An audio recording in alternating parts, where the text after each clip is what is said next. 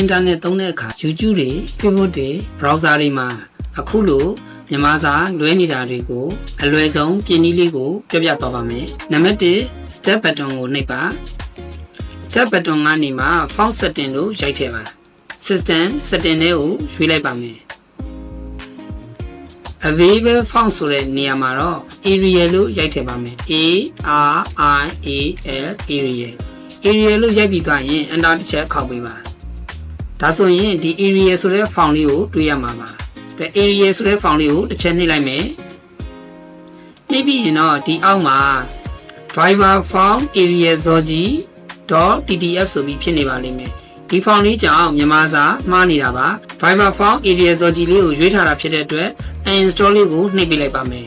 ပြီးရင်တော့ uninstall ကိုထည့်နေလိုက်ပါ driver zoji ဆိုတာလေးမရှိတော့ပါဘူးဒါဆိုရင်ကျွန်တော်တို့ကမြန်မာစာမှန်သွားတာကိုတွေ့ရမှာပါတကယ်လို့လိုအပ်တယ်ဆိုရင်တော့ကွန်ပျူတာကို restart ချပေးပါ browser ကိုပိတ်ပြီးတော့ပြန်ဖွင့်ပါဒါဆိုရင်တော့ကျွန်တော်တို့ကအခုလိုလေး YouTube မှာပဲဖြစ်ဖြစ် Facebook မှာပဲဖြစ်ဖြစ်မြန်မာစာမှန်သွားတာကိုတွေ့ရမှာပါအားလုံးကိုကျေးဇူးတင်ပါတယ်